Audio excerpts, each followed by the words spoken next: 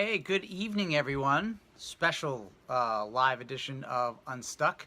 I'm going to be talking with someone I met at the OCD conference here in 2018, a few months ago, Dr. Allison Solomon. I'm very excited because I've been wanting to talk to her for a while, and over the last year doing the Kids Speak Out and in various parent groups, I realized there's a lot of things that parents maybe could learn from talking to a therapist, especially there's a lot of questions going on. So let's talk to an expert. And let me just introduce myself while we're waiting for Dr. Solomon to kind of give a comment here, and she'll join me. My name is Chris Bear, producer of Unstuck, an OCD kids movie. Unstuck is about 6 kids who have OCD, and they talk about, in their own words, no adults, talk about how OCD affected them, how treatment works, how it affected their family, and it's an inspirational message of hope. It's available for streaming now at ocdkidsmovie.com/family purchase, or just go to ocdkidsmovie.com, and you'll be able to stream the movie right now. Also, if your therapists are interested, it is available for them to own at newday.com. So, Dr. Solomon, if you're here, just throw a little comment down there so I can invite you in, and then we'll be all set and ready to go. We're going to talk a little bit about OCD therapy, some things that she's recognized in her years of treatment, talk about teletherapy, which is something Dr. Solomon specializes in, as well as some ideas when dealing with insurance companies. So just give me 1 second, and on camera.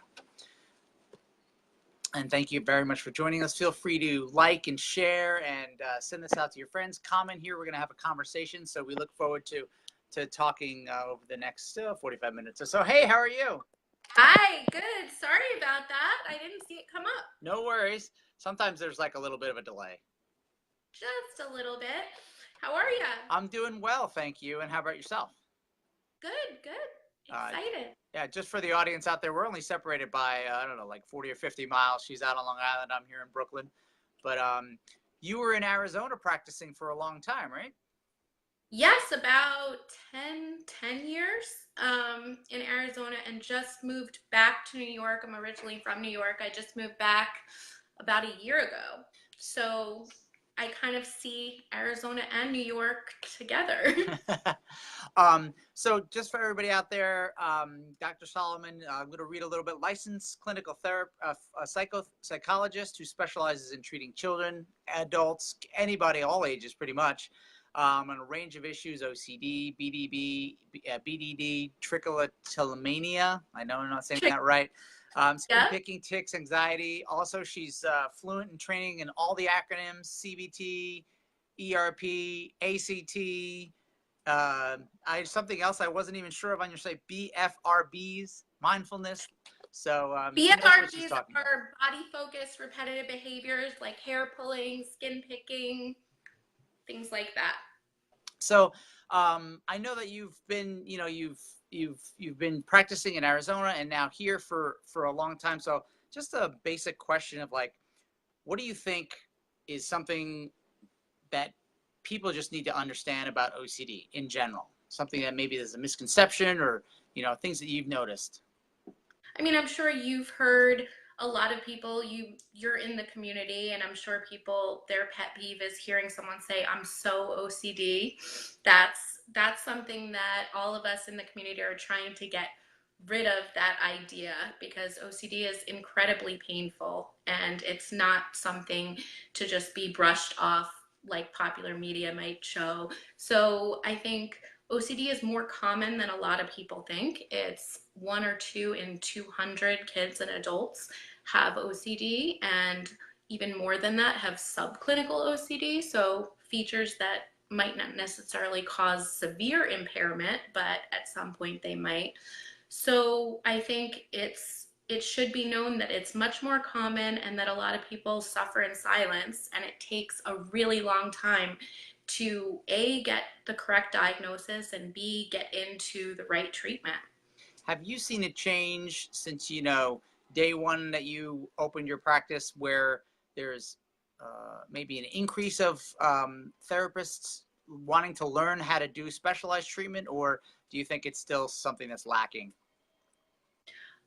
Both. I think yeah, 20 years ago, there were only a handful of people, and the International OCD Foundation has done a great job about really disseminating research and offering training opportunities and things like that. But really, I've seen maybe in the past 7 or 8 years there's been more people popping up that have ERP experience and seem to at least know that they don't know enough and want to learn more.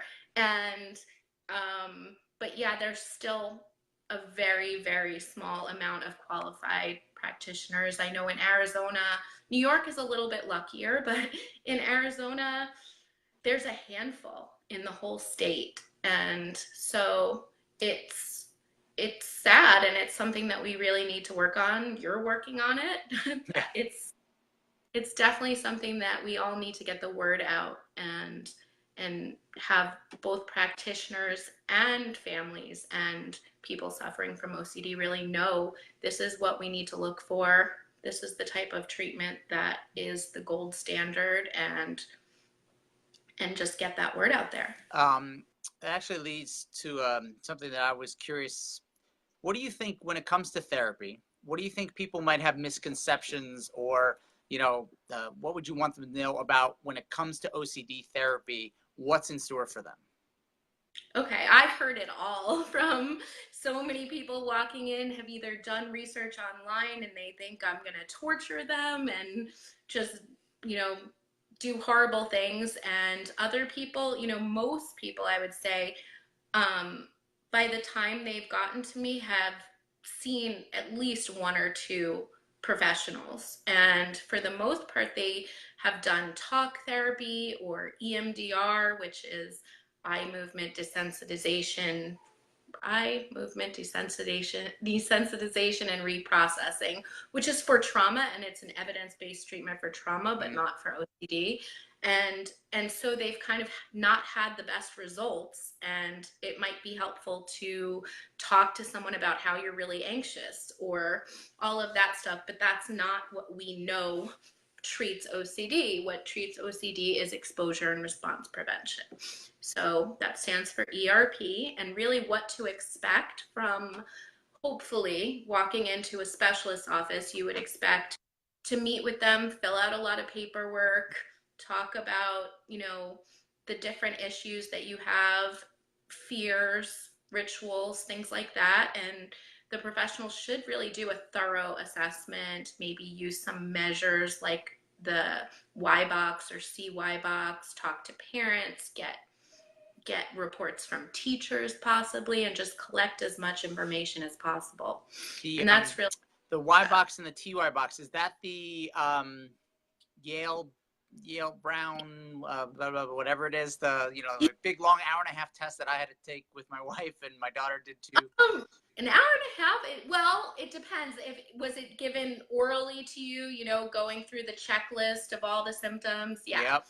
So there's the CY box, is the children's Yale Brown obsessive compulsive checklist, and the Y box is for adults. But pretty much you go through all of the different categories, and that's actually where a lot of the people that I work with kind of realize, oh my gosh, I'm not alone. Other people have things where they have to reread the same sentence over and over again, or in going through the symptom checklist, people realize, oh wow, I do that too, and things that they wouldn't have even known to bring up sometimes. So there's that first part of it. The second part of it is the severity index, where you're getting a good baseline for how much impairment is there going on in my child's life or my life. And we get a good baseline score, and evidence-based psychologists or therapists will continue to take that measurement throughout treatment to make sure, okay, your scores are getting lower or they're not. What's happening?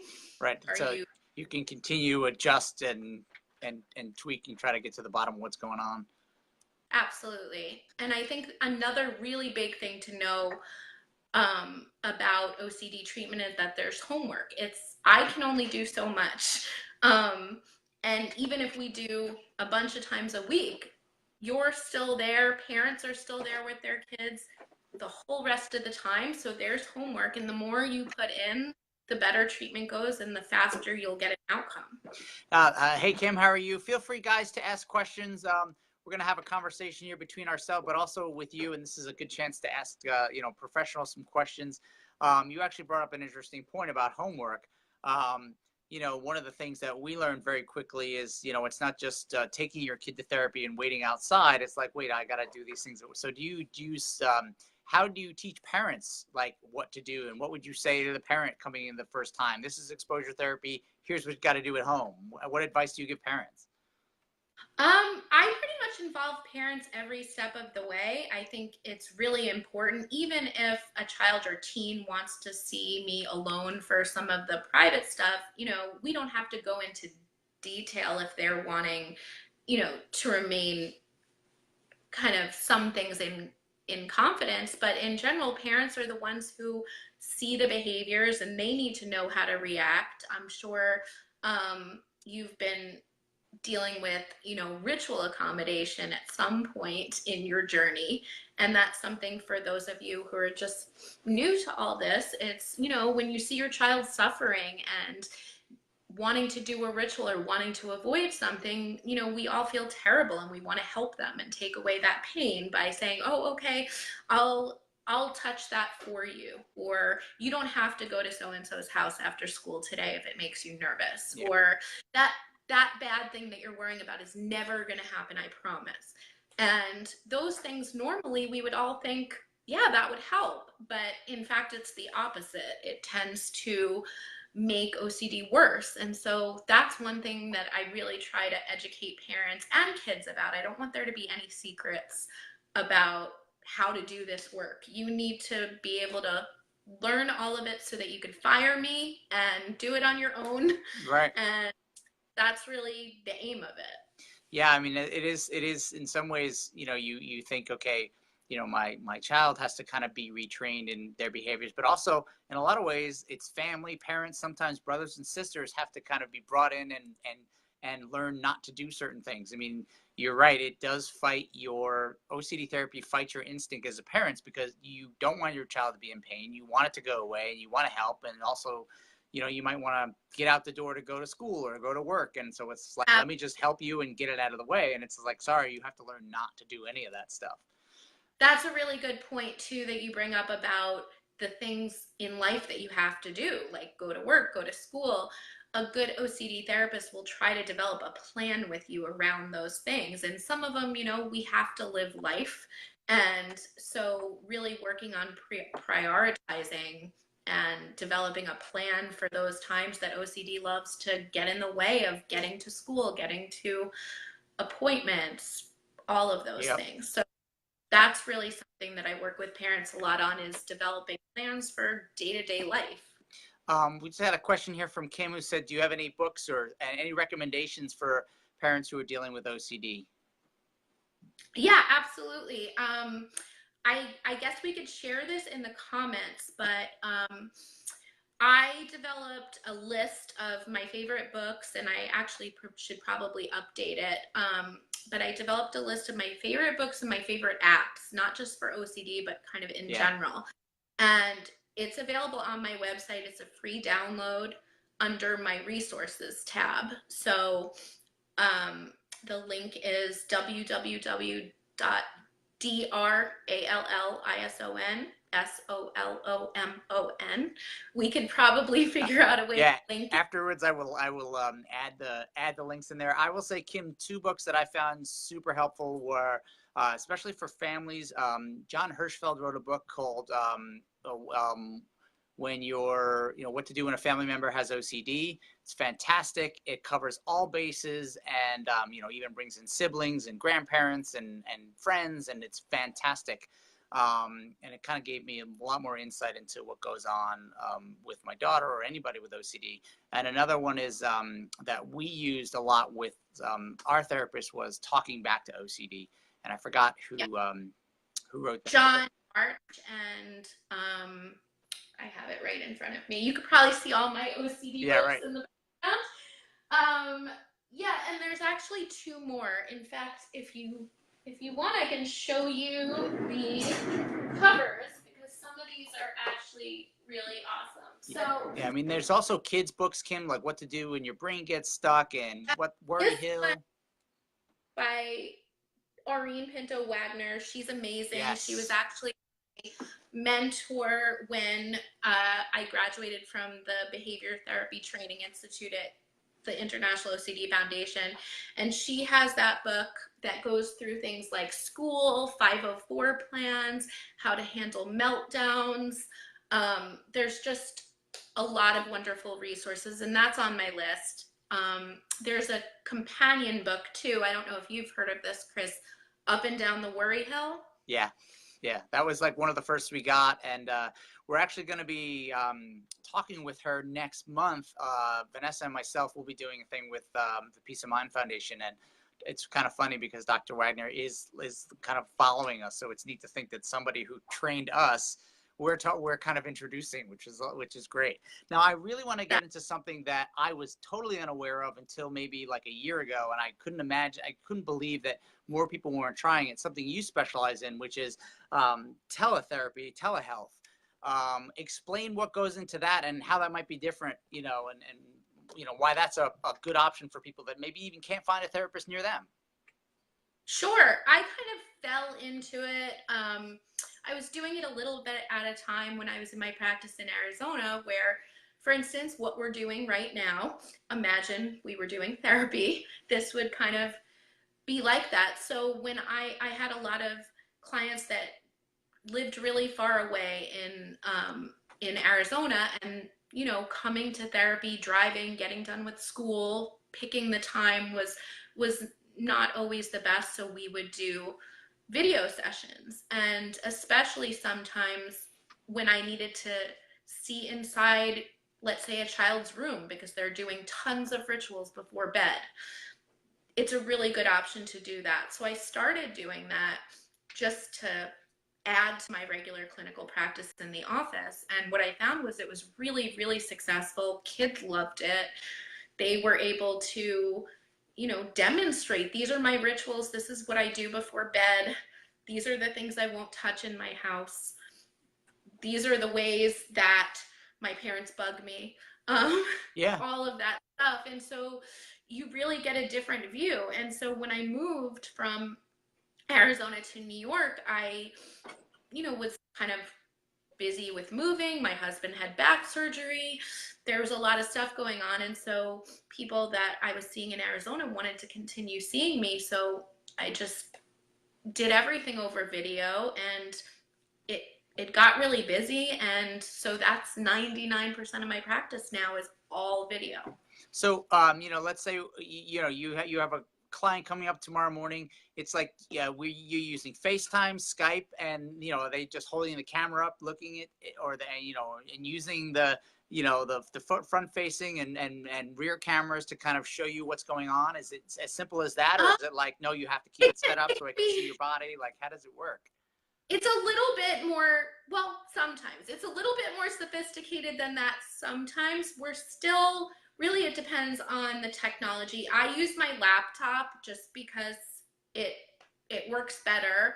And I have a secure patient portal. So when someone starts with me, I give them the link, they can register, and on that portal is everything they need. All the paperwork can be signed through that. All the scheduling, they just look at my schedule and pop in their time and decide, okay, I want a half an hour, I want an hour, I want to do a video session, I want to do a phone session. For teens, we even have this secure instant message chat that sometimes we'll do. I don't do that as the main form of therapy, but sometimes if someone's having a hard time going to school, we might do an exposure in the nurse's office. They might go in and be able to instant message me for 15 minutes at a specific time. But so it leads you to a portal, and then on that, when it's your appointment time, you would click in the secure area, and it's like Skype or FaceTime, but it's more secure so that we're complying with guidelines. And yeah, and it looks just like this. And then sometimes kids will do it on their iPads because it's just web-based. Right. It's not necessarily having to download anything. and I make some suggestions for them before the first session on, tech checks and best way to position the camera, but then we just kind of have fun with it. Yeah, essentially, that was, one of the things I was most curious about. Like, somebody just holding it, like I'm on a tripod here, or laptop. I guess makes it easier because you're kind of looking at somebody just like this. How do you make sure that um, the patient isn't, doing a ritual underneath the desk, things you can't see? I mean, do you have to keep that in mind, vary it up, or how do you, Um, like something that you most, would see in person? yeah. I mean, technically, I really am upfront with people, and if you're gonna do a ritual, then it's gonna just be that much harder when you're just gonna have to keep doing the exposure. If it's a younger kid or a kid that I find, isn't super motivated or is having a very hard time, the parents will usually be in there with me, or will kind of make an agreement, that, if we're doing exposure, you're not going to do rituals, or you're going to tell me you're doing them, and we'll talk about it together.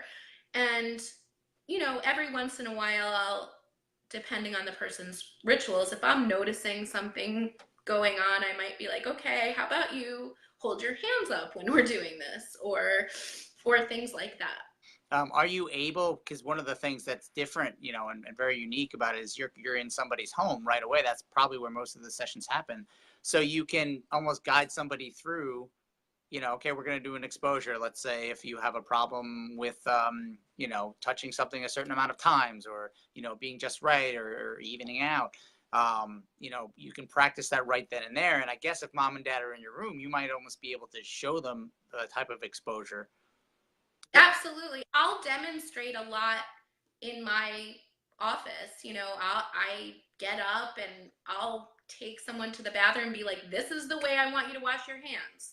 Or, show me this area of your room. Can you touch that? Can you do this? How about writing me an email right now in real time as we're talking, and make a ton of spelling errors and just press send for those kids that have a lot of perfectionism fears.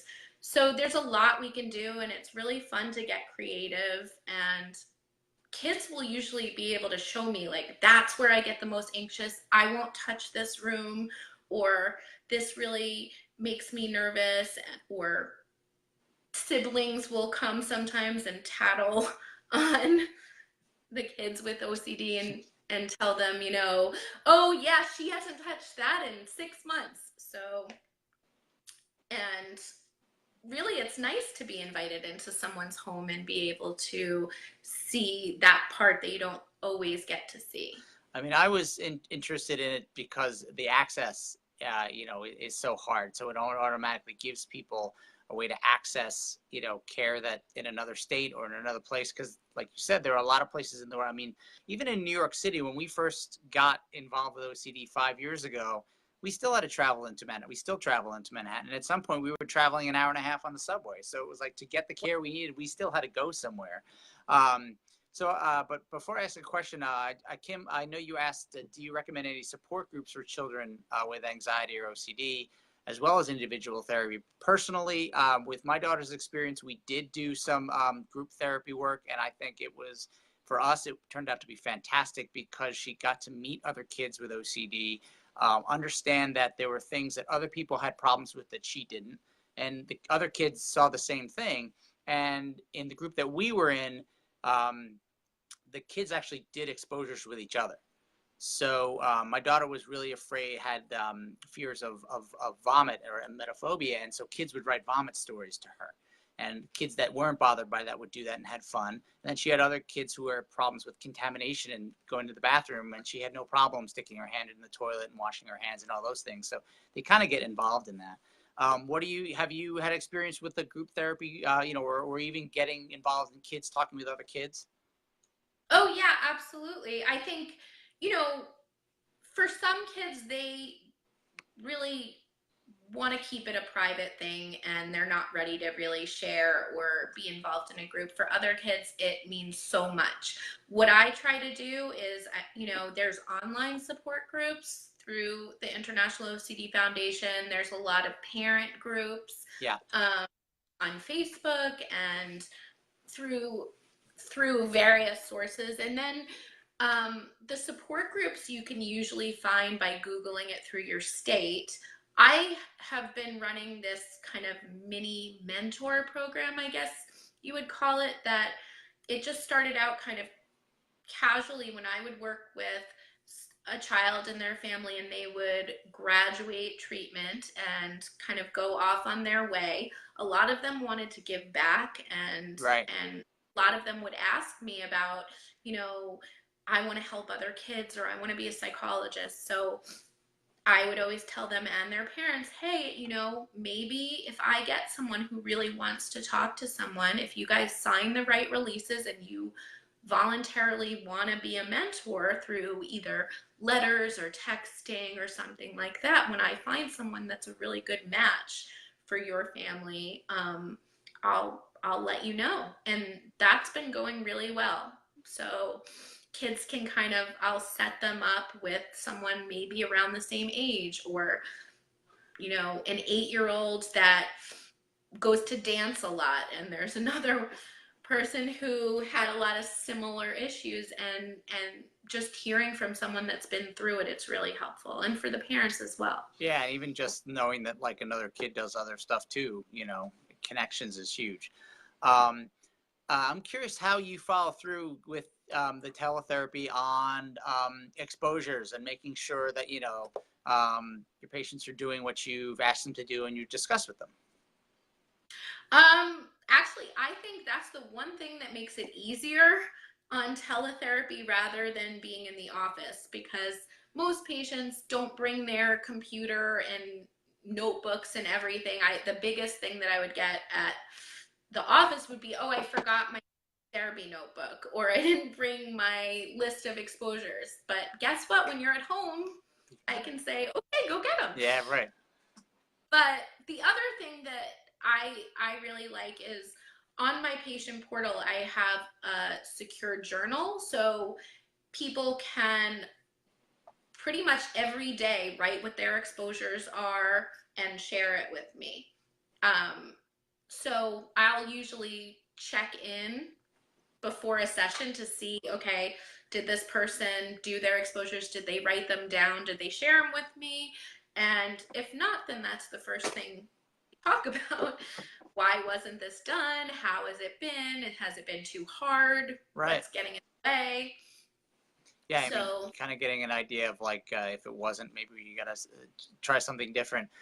Folks, if you're watching, feel free to throw comments in here. We're kind of talking about teletherapy, different things about obsessive compulsive disorder, and something that I think kind of goes into when I started to hear about doing teletherapy, I thought, okay, how does this work with insurance? And I know, and then that was another thing that we talked a lot about at the OCD conference, because that form, the kind of your resources page, which talks about that, is fantastic about kind of strategies to handle insurance companies. So how does it work with getting teletherapy through insurance, or maybe not? And then I would love to talk a little bit about your tips for handling insurance companies. yeah, absolutely. So the first thing that I should make clear is, even though technically we can do teletherapy anywhere in the world, psychologists, at least I'm a psychologist, so marriage and family therapists or other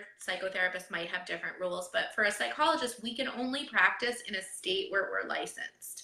And as far as other countries, it's kind of iffy. I know people that do see people in other countries. I've been trying to really locate the exact laws, and it's kind of hard, but I'm still looking at that. But anyway, so I can only see people who live in Arizona and New York, because that's where I'm licensed. Okay. So even though it seems like, oh, well, I'm from Chicago, you could just video me and we're right there, I'm not legally allowed to do that. But still, in a big state like Arizona, that is, I think there's a lot of different people are living far away from each other. Much different than New York, where everybody's on top of each other. It certainly makes access a lot easier for the population. Yeah. In both cities. I mean, both states that you practice.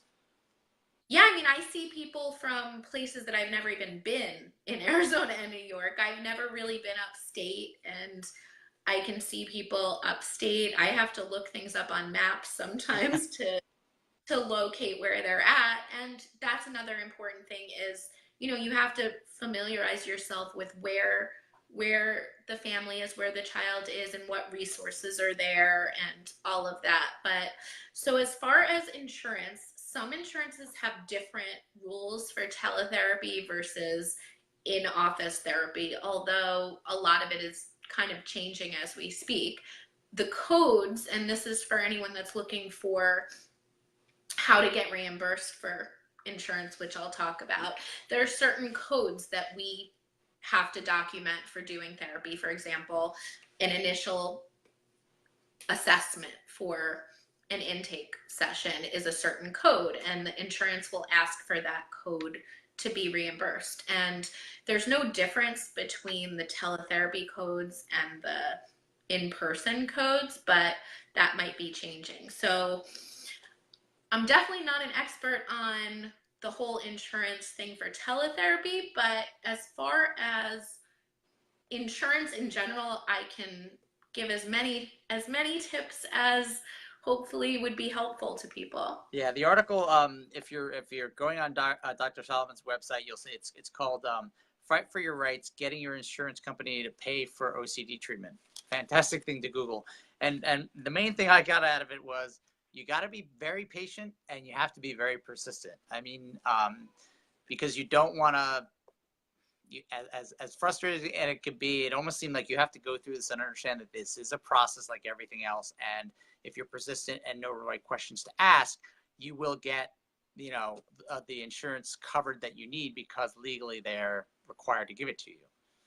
Yeah, so the way I kind of try to explain it, and again, this isn't completely true for every single insurance or every single situation, but imagine you had a child with a rare genetic defect and there's only one person in the country that has the adequate education and experience known to treat that rare genetic disorder. There's kind of a rule that your insurance company has to pay if they don't have someone on the panel that treats that disorder to the standard that the medical or psychological community has been developed, those evidence-based standards, then they have to pay for you to see someone that's out of network. And so they might refuse the first thing and say, oh no, there's plenty of people. For example, for OCD, if you look and do a search, there's 100 therapists probably, even in Brooklyn where you're at, that say, I'm an OCD therapist. Yep. But what happened? Tell me a little bit. What happened when you looked? I think our first approach was to do a little research so we had an idea of certain things that we had to ask. And somebody did give us the advice that there are a lot of people who say they treat it. So then, having conversations over the phone, and then you say, are you taking new clients? What type of therapy do you offer? And everybody talks about cognitive behavioral therapy. And then, we say, is it like play therapy? Is it talk therapy? And then we followed up with the exposure questions, and most people didn't. We ended up interviewing, I think, 3 therapists before we got the one that we've been with for pretty much the most of our treatment. That's bad, actually. That's pretty lucky. Yeah, so on my website, Dr. Fred Penzel, who originally wrote the article, and then I kind of adapted it, and a lot of different sites. If you Google getting insurance to pay for OCD treatment, there's a bunch of different sites that will have some guidelines, but really you want to have a set of questions to ask those therapists that are on that list. And one of them is, do you do ERP? And if the answer is, what is that? You're going to document that and say, this person asked what the acronym ERP was. So obviously they're not an expert. Another question you might ask, do you leave the office for sessions? Do you do exposures in the community? Any OCD therapist will absolutely. I mean, I don't just do video, home visits, going to schools, parks, really wherever we need to do exposures. So that's another thing that's different. What's your success rate? How many cases do you have doing ERP in your practice? How many cases have you successfully treated? Those are all things that you would ask if you had cancer. Right. You wouldn't just assume, oh, I'm sure they know what they're doing. So yeah, being really particular about the questions that you ask, and there's a list of them on that document, and you can just kind of go down, write the person's name, the date that you spoke to them, what their responses were, and keep going down that list, and then report back to your insurance company. And if there's no one that meets that criteria, then you have even more of an argument to let them know there's no one that you're offering on your panel. Can you try to find someone that's an expert in ERP? And most of the time they just don't know that that's a Right. thing. Yeah, it's like I guess the thing that's now that everybody has access to is if you have a plan, you can search for doctors. So in some ways, you can kind of do that pre-search, get an idea of the names they're going to give you, the area codes that they're in, so you have a list. Call your insurance company, go through the the steps of asking them who covers, and then you place those phone calls, and you kind of weed that list down. Now, one thing that I was curious about, get your opinion on is, how do you get an insurance company to understand that OCD treatment is specialized? And that the evidence base is ERP. They expected to look that up and go, oh yeah, it is, or like take your word for it. Great question. So, especially for childhood OCD, there's what's called expert consensus guidelines, really for any disorder or disease. And I believe the one that I use is on the American Academy of Child and Adolescent Psychiatry. So, most of the time, every couple of years, they produce expert consensus guidelines, and you can download it and have a PDF ready to send to your insurance company. And it will say, for OCD, it'll say cognitive behavioral therapy with exposure and response prevention is the first line treatment for OCD. And for severe OCD, a combination of ERP and medication. And that's what, in a nutshell, that's going to say. And so you can tell the insurance company, or usually it's the first person you speak to is just whoever you get on the phone. But Right. then if they deny it, which most likely they will, and that's not something to get upset about, you talk to the appeals department, and that's when you really have the name of that person that you're going to be working with on the appeal, and you can send them that expert consensus guideline and be really persistent. One question here that Maria is asking is, are they required to pay for out-of-network what they would pay for in-network? And then what I remember from the article is like they would negotiate. If you can't find anybody in their network, you find somebody out of their network, it's up to the insurance company to call that therapist and negotiate those rates, right? It depends. So I won't do what's called a single case agreement, because it just ends up taking hours and hours of time that I could be seeing other people. Right. And so what the insurance company, will try to do, and they've contacted me and said, oh, I'll make a single case agreement where we'll pay you X amount, and then the patient will pay a copay. And I usually say no, because I can get my fee and you can reimburse the patient for that completely. But it really depends on the plan. Technically, if they have absolutely no one on their plan that specializes in ERP, there is a rule that to my knowledge, they should cover an out-of-network provider as if they're in network. It really depends, though, on the insurance. Right. And this is, just kind of goes to the point that when you have to be patient and persistent. And when you are, I'm talking to the parents out there, anybody out there, when you're dealing with an insurance company, just understand that it will be a process. Their initial reaction might not be to cover it or to give you the list of people that come up on their computer and go with it and expect you to just choose somebody that's on that list. And then you might have to go back with them. So it might be a process, but eventually they will either cover an out of network like in network, or for our sake, we just had a fight to get more of our copay covered. So sometimes you might not get the exact result you want, but you get more back than you think, or more back than they wanted to give you. I also wanted to ask, just kind of going back to something we talked about earlier, which is about your scheduling and your appointments. Like, how long is it, like teletherapy, like traditional therapy, a 45-minute or an hour, or like, how does that scheduling work? Yes and no. So for all intents and purposes, yes, if I'm going to see someone in that regular, once a week for an hour session, yeah, that's an option. The great thing that I love about being able to have an office at home is that, at 11 o'clock, that's 3 hours earlier Arizona time. And there's times that, I haven't had a super busy day, and I can see people at really any time.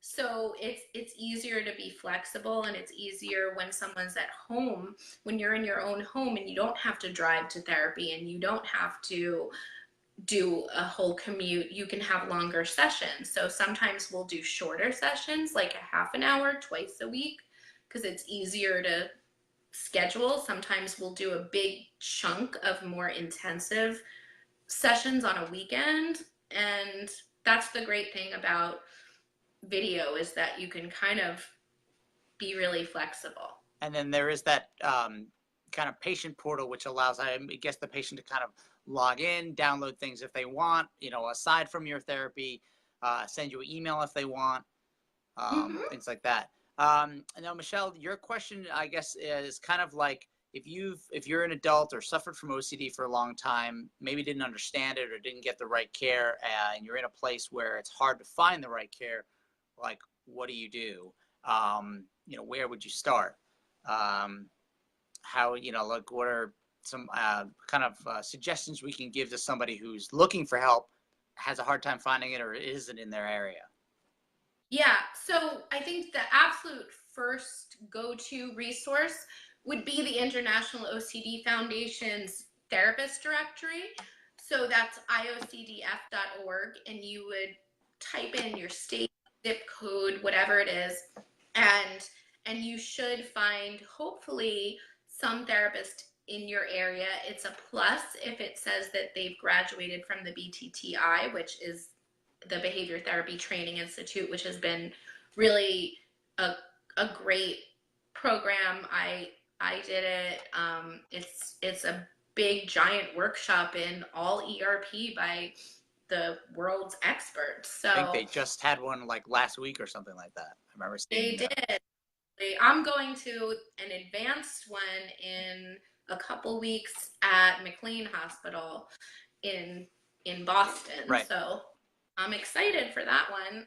It's going to be different than the basic one, but I think it'll be, I loved the first one. So yeah, so you can look on the International OCD Foundation, and if you don't find anyone there, you can also look at the Anxiety and Depression Association of America, ADAA.org. And then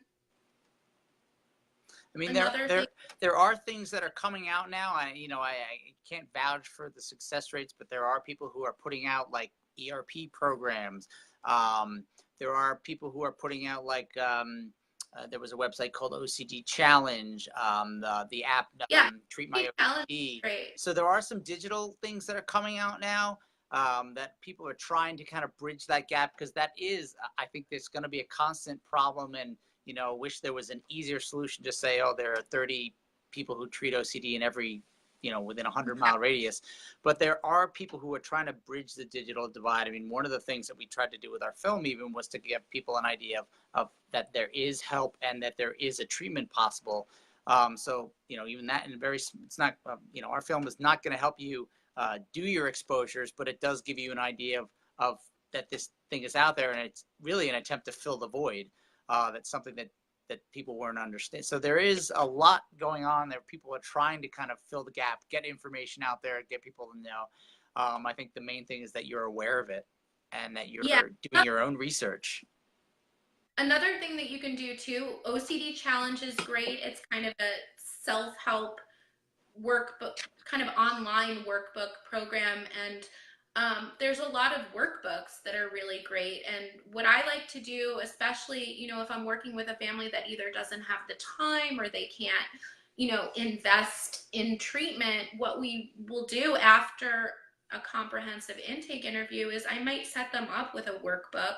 We might make kind of a reward system for the child. When you do a chapter, you get this many points, and then this is what you have to do. You have to teach it to mom and dad, and then you have to show that you learned it and we'll do coaching calls and things like that, so that it's more self-directed, so you don't need as many sessions and it's not as intensive as traditional therapy. But that's also an option. Another thing that I've recommended is there are therapists out there that care, and they might not be specialists, but they want to know how to treat OCD. So sometimes bringing them in a workbook and using that therapeutic relationship, and if they're willing to kind of go through that stuff with you, as long as they're understanding that they're not an expert and they're going to learn along the way. I do consultation for therapists that want to learn more about ERP and things like that. And so that's another idea too. If you have a therapist that you're comfortable with, but you need ERP and they're willing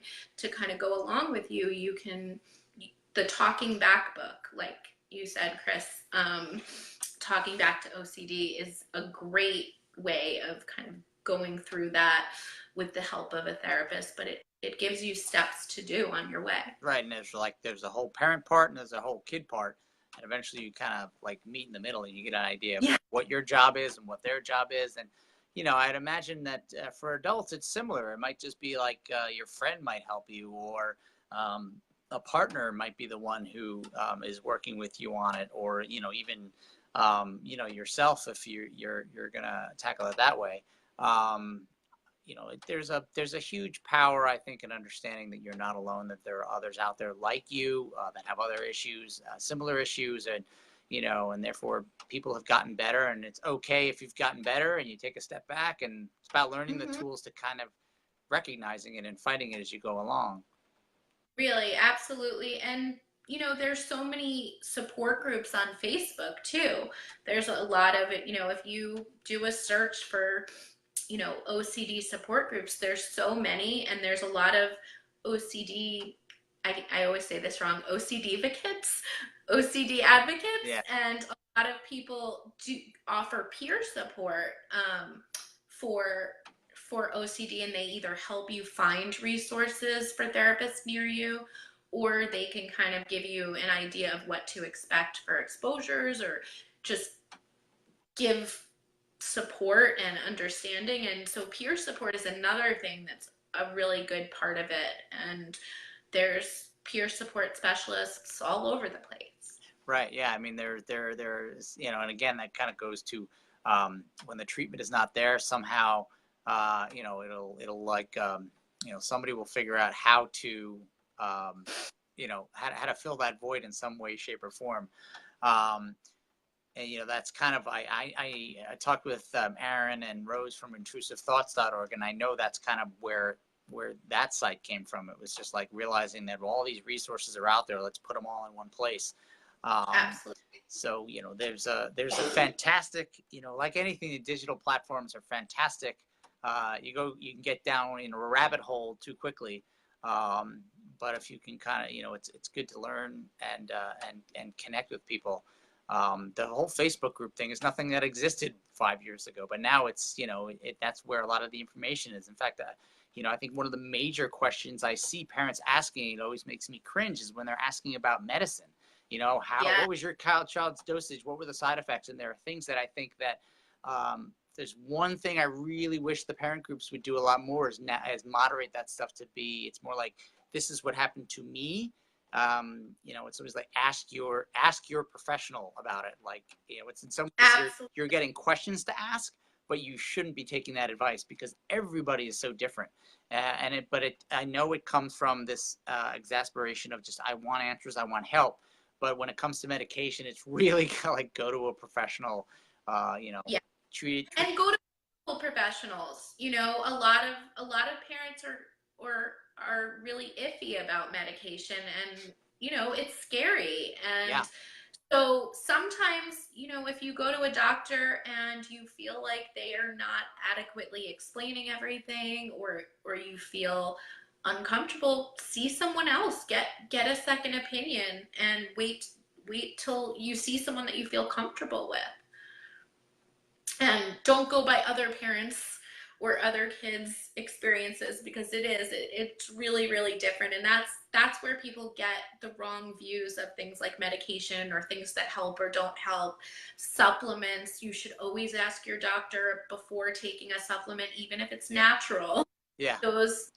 Those things can affect your brain and your body just like anything else does. And so, yeah, definitely caution when it comes to reading stuff online, unless it's from a really reputable source like the IOCDF or something like that. Right. Um, Oh, I hear a cat. Yeah, my kitty apparently wants attention. So thank you so much for joining. If anybody got a last minute question, feel free to throw it in. We will, we'll monitor this. So even if you're watching a replay months from now, we can still answer questions. I'm just wondering if you have any advice, words of wisdom for people that might be watching this now or down the road about kind of OCD and OCD therapy. I think the main point is that there's really good treatment out there, and there's really successful treatment out there, and that it is something that you can live with. It's something that you can learn to function, and even function really, really well with having OCD. You can get better, your family can get better, and you just need the right treatment. And it's not treatment that takes years. It's pretty fast compared to what we would consider talk therapy. Yeah, Michelle, just something you brought up, giving your location. I believe that I want to say Dr. Penzel might be in Maine. Dr. Fred Penzel, isn't he in Maine? He's on Long Island. Oh, he's on Long Island. Okay, I know there's somebody in Maine. I'll have to look it up and find it. But another idea I would say is OCD Stories podcast is fantastic. Yeah. At least it's reinforcement. You'll get to talk to, he interviews experts all the time. It's fantastic. And my last question is, OCD week is coming up in like 2 weeks. Do you have any plans? Anything that you're going to be doing for that week? I've been kind of toying with trying to do a little animated video. I found this app that I can do these little animations on, and I'm trying to do a little kind of animated short. So we'll see if I'll definitely send it to you guys if I manage to get it working. But everyone should, use the hashtag OCD week or any of those OCD awareness hashtags, and get the word out there and recognize that you're not alone. There's help. There's a lot of support. This community is wonderful in terms of the OCD support community. Go to the conferences, educate yourself, reach out to people, and there's a lot of hope. Well, thank you so much for sharing your wisdom. It's fantastic to talk to you, and I know that we'll have a different conversation offline. But I really appreciate your help, and I hope that, I not hope, I know that this is going to help people that are watching this. So thank you so much. Have a great night. Yeah, thank you. You too. Take care. Bye. Bye. Let's see here. So I hope that was really helpful for everybody. I know it was for me. I always learn something when I do these things. We'll add some comments down the line to throw some links in there that we weren't able to kind of do now. Links to the resources on Dr. Allison's site, Dr. Solomon's site, some of the resources that we have on OCD Kids Movie. And OCD Week, again, starts October 7th. There's a walk in Washington, D.C. to the Capitol to spread awareness. And we are going to be doing a lot of stuff that week. We have 2 live streams, a possible podcast. I'm doing a story time with somebody who wrote a OCD story kids book. So lots going on. If you live in New York, we're going to have a screening in the Upper West Side. So check out our website. Lots going on. Talk to you soon. Later this month, we have another Kids Speak Out. So look for that soon.